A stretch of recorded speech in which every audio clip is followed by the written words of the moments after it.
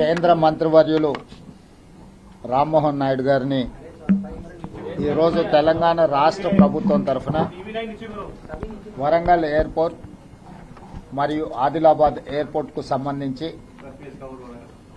వారు చేపడుతున్న కార్యాచరణ, తెలంగాణ రాష్ట్ర ప్రభుత్వం నుంచి అందించాల్సిన సహకారం, వీటన్నిటికి సంబంధించి ఈరోజు వారిని కలిసి అధికారులు అదేవిధంగా మంత్రి గారితో చర్చించడం జరిగింది. ప్రధానంగా ఎర్రంనాయుడు గారికి అదేవిధంగా రామ్మోహన్ నాయుడు గారికి నాకున్న పరిచయము, తెలంగాణ ప్రజల పట్ల వారికి ఉన్న అభిమానము ఈరోజు ఈ విమానాశ్రయాల నిర్మాణానికి ఉపయోగపడుతున్నాయి.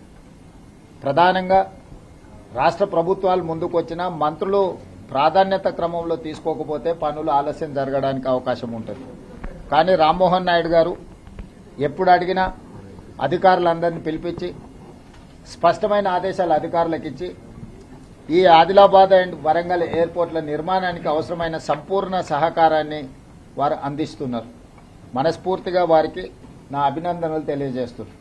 ముఖ్యంగా భారత ప్రధానమంత్రి నరేంద్ర మోడీ గారు వికసిత్ భారత్ 2047 దేశానికి స్వతంత్రం వచ్చి 100 సంవత్సరాల ఉత్సవాలు జరుపుకునే సమయానికి $30 ట్రిలియన్ ఎకానమీగా ఈ దేశాన్ని అభివృద్ధి పదం వైపు నడిపించాలని వారు ఒక టార్గెట్ పెట్టుకొని పనిచేస్తున్నారు.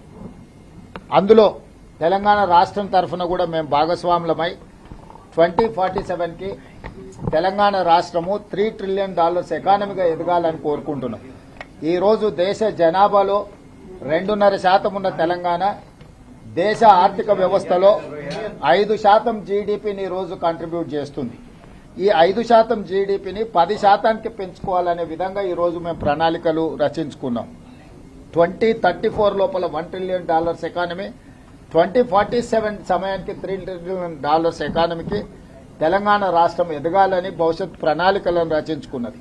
అక్కడికి మేము చేరుకోవాలంటే ప్రపంచ దేశాలలో జరుగుతున్న వేగవంతమైన అభివృద్ధికి విమానాశ్రయాలు అత్యంత కీలక భూమిక పోషించబోతున్నాయి. పరిశ్రమలు రావాలన్నా, పెట్టుబడులు పెట్టాలన్నా, ఇక్కడ పరిశ్రమలు ఉత్పత్తి చేసిన వస్తువులను ఇతర దేశాలకు ఎగుమతి చేయాలన్నా అంతర్జాతీయ స్థాయి ప్రమాణాలతో విమానాశ్రయాల అవసరం ఉన్నది.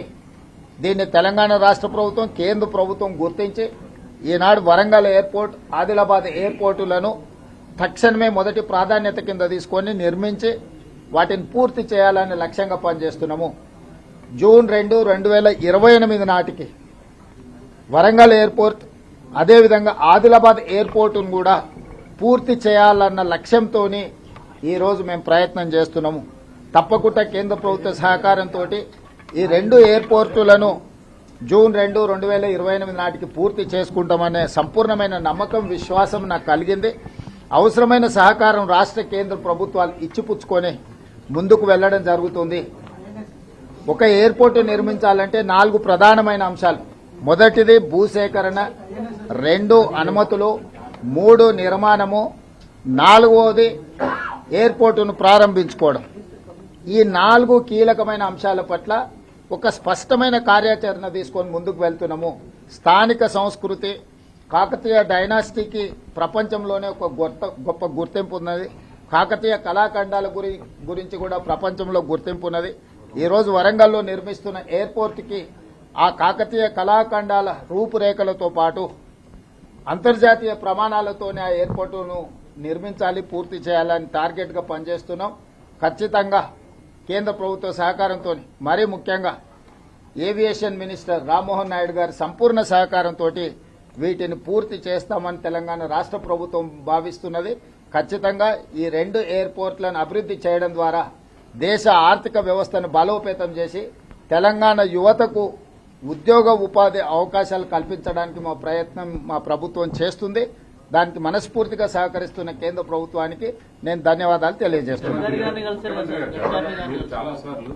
కేంద్రంతో సమైక్య స్ఫూర్తితో కార్డియల్ రిలేషన్ చేయడం వల్ల రాష్ట్రానికి అభివృద్ధి జరుగుతుందని చెప్పారు. అంటే కేరళ ముఖ్యమంత్రి సతీశన్ కూడా ఆ రకమైనటువంటి సో ఆ రకంగా కార్డియల్ రిలేషన్స్ తో పోవడం వల్ల కేంద్ర ప్రభుత్వం నుంచి అవసరమైనటువంటి సహాయ సహకారాలు తెలంగాణకి అందుతున్నాయా? వీలైనంత మేరకు అందుతా ఉన్నాయి. కొన్ని దగ్గరలో సమస్యలు వచ్చినప్పుడు వచ్చి చర్చించుకుంటున్నాం. మీకు తెలుసు, మెట్రో రైలుకు సంబంధించి కానీ లేకపోతే రీజనల్ రింగ్ రోడ్ విషయాలు కానీ పదే మేము ప్రయత్నం చేస్తున్నాం. వీలైనంత వరకు ఎక్కడైనా సమాచార లోపం ఉన్నా, ఎక్కడైనా ఆలస్యం జరిగినా అది చర్చల ద్వారానే పరిష్కారం అవుతుంది. అందుకే పదే నేను ఢిల్లీకి వచ్చి కేంద్ర మంత్రులను కలిసి వారి సమయం తీసుకొని, ఎందుకంటే వాళ్ళ పరిధిలో దేశం మొత్తం ఉంటుంది. రామ్మోహన్ నాయుడు గారు ఉన్నారంటే వారికి వరంగల్, ఆదిలాబాద్ కాదు, ఈ దేశంలో పదుల సంఖ్యలో ఎయిర్పోర్ట్ల నిర్మాణం చేయాలి, దానికి సంబంధించిన సమస్యలను పరిష్కరించాలంటే ఎవరు వచ్చి తనని కలుస్తారో, ఎవరు సమస్యలు తన దృష్టికి తీసుకొస్తారో వాటిని వేగంగా పరిష్కరించే అవకాశం ఉంటుంది. అదేవిధంగా కేంద్ర ప్రభుత్వానికి కూడా స్థానికంగా భూసేకరణ విషయంలో కానీ, నిర్మాణం జరిగేటప్పుడు స్థానిక సహకారం ఇవన్నీ కూడా అవసరం ఉంటుంది. ఇవన్నీ చర్చించుకుంటేనే పరిష్కారం అవుతాయి. కొంతమంది గిట్టనోళ్ళు, కొంతమంది సరిపోనోళ్ళు పదే ముఖ్యమంత్రి గారు ఢిల్లీ ప్రయాణం చేస్తున్నారు, ఇన్నిసార్లు వెళ్ళిరు, అన్నిసార్లు వెళ్ళిరు అని లెక్కలు చెప్తున్నారు. ఏది వచ్చినా ప్రజల కోసమే పనిచేస్తున్నాం. నిన్నటికి నిన్న మేము తెలంగాణ రాష్ట్రంలో ఉండే అన్ని పార్టీల ఎంపీలను పిలిచి మేము పవర్ పాయింట్ ప్రజెంటేషన్ ఇచ్చినాం. కేంద్ర ప్రభుత్వంతో తెచ్చుకోవాల్సిన అనుమతులు కానీ, నిధులు కానీ, వాటికి సంబంధించిన సమాచారాన్ని అంత ఇచ్చినాం. స్పష్టంగా చెప్పినాం, అభివృద్ధి జరిగేటప్పుడు రాజకీయాలు లేవు. రాజకీయాలు అనేటివి ఎన్నికలు వచ్చినప్పుడు ఉంటాయి. ఎవరి ప్రయత్నం వాళ్ళు చేసుకుంటారు, వాళ్ళ ప్రయత్నం వాళ్ళు చేసుకుంటారు, మా ప్రయత్నం మేము చేసుకుంటాం, రామ్మోహన్ నాయుడు గారి ప్రయత్నం రామ్మోహన్ నాయుడు గారు చేసుకుంటారు. సో ఈ రోజు అభివృద్ధినే లక్ష్యంగా ఈరోజు రాష్ట్ర కేంద్ర ప్రభుత్వాలు సహకారంతో ముందుకు వెళ్తున్నాయి. ఈ కార్డియల్ రిలేషన్ కొనసాగించాలని మేము భావిస్తున్నాము. తద్వారానే సమస్యలు పరిష్కారం అవుతాయి, చర్చల ద్వారా పరిష్కారం అవుతాయని తెలంగాణ రాష్ట్ర ప్రభుత్వం సంపూర్ణంగా విశ్వసిస్తుంది. అందుకే పదే కేంద్ర ప్రభుత్వాన్ని సంప్రదిస్తున్నాం, సమాచారాన్ని అందిస్తున్నాం, సమాచారం వాళ్ళ నుంచి తీసుకుంటున్నాం.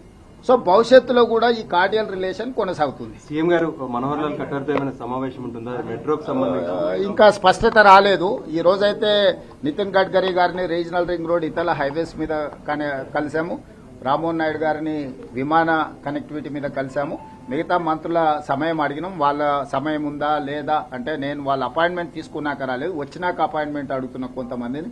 సో వాళ్ళ ముందస్తు కార్యాచరణ ఉంటే కొన్నిసార్లు ఇవ్వచ్చు, ఇవ్వకపోవచ్చు.